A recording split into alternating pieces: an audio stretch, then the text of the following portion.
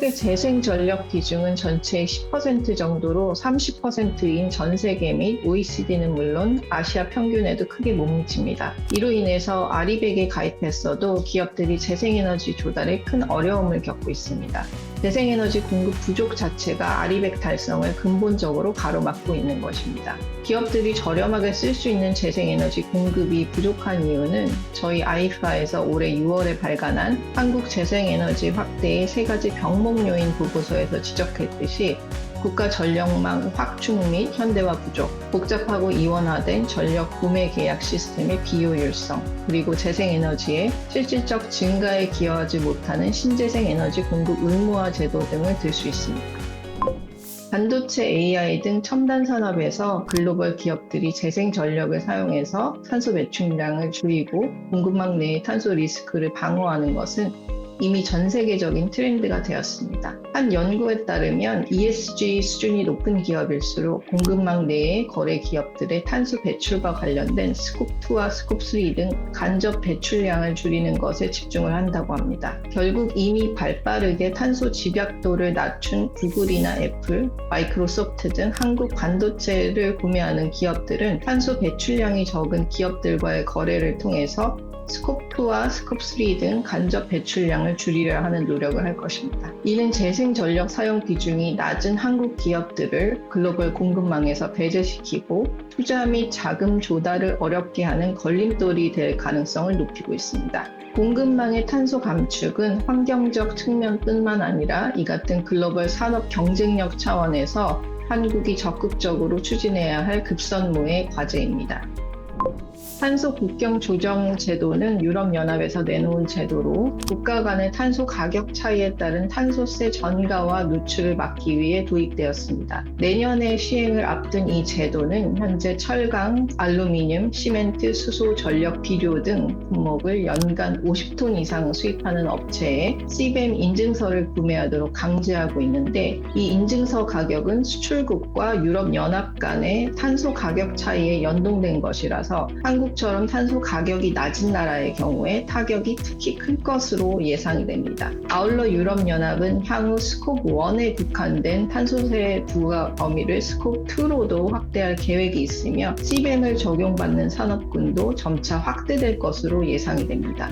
반도체는 탄소 집약도가 일반 산업 대비 높은 고탄소 배출 산업이고, CBAM은 현재 다운스트림 부문으로의 확장을 준비하고 있기 때문에 전력 부문의 대표적 다운스트림인 반도체 산업은 CBAM의 다음 타깃이 될 가능성이 매우 높습니다. 게다가 현재 영국, 호주, 캐나다 등도 자체적인 CBAM을 도입했거나 할 계획이 있어서 단순히 유럽과 교역을 하는 한국 업체뿐만 아니라 점차 전체 수출 기업으로 이 같은 규제가 확대될 가능성이 높습니다. 이 같은 글로벌 흐름에 따라서 애플, 마이크로소프트 등 글로벌 테크 기업들은 전체 밸류체인 내에 간접 탄소 배출을 줄이는 전략을 구사하고 있고요. 이에 따라서 반도체 공급 업체 선택 시에도 자신들의 스콥3 탄소 배출량을 줄여줄 수 있는 저탄소 반도체 생산 업체를 고를 가능성이 높아지고 있습니다. 결국 LNG 등 화석연료 기반의 전력을 사용함에 따라서 탄소 배출량이 높은 반도체 기업들은 글로벌 공급망에서 배제될 위기에 놓여 있습니다.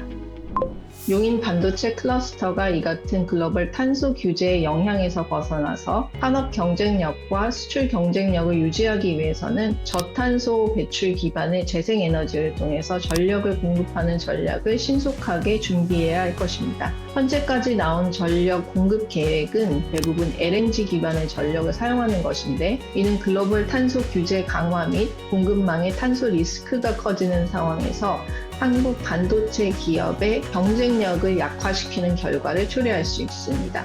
이를 해결하기 위해서는 앞서 말씀드렸듯이 한국 내 재생에너지 공급 부족 문제를 근본적으로 해소할 수 있는 정책과 전략이 시급히 필요할 것 같습니다. 저희 아이파는 2023년 11월 국내외에서 거의 최초로 한국 LNG 터미널 과잉 건설 및 좌초자산 위험성을 보고서를 통해서 지적한 바 있습니다.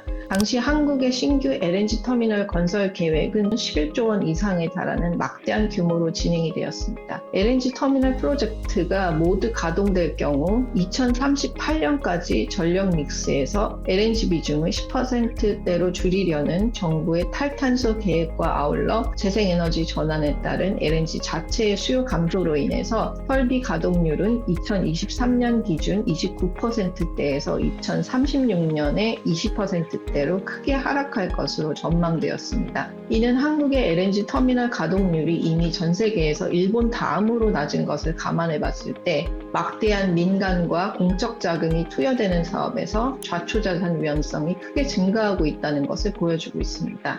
국내 LNG 수요가 2022년 정점을 찍고 지속적으로 감소하는 상황에서 이미 가동률이 29%에 불과하는 등 전 세계에서 낮은 것으로 기록되는 가운데 이 같은 충분한 재기화 시설이 있음에도 불구하고 추가적으로 대형 LNG 터미널 프로젝트에 자금을 투입하는 것은 자원의 효율적 분배에도 역행하는 것이므로 재고의 여지가 있습니다. 저희 아이파 보고서가 발간된 이후에 좌초자산 위험성을 반영해서 여러 프로젝트가 철회되거나 지연되었습니다. 앞으로도 LNG 터미널 시설 규모를 LNG 수요 전망과 정부의 탈탄소 목표와 맞추는 효율적인 전략 재점검 및 수정이 업계와 정부에서 적극적으로 진행되어야 할 것입니다.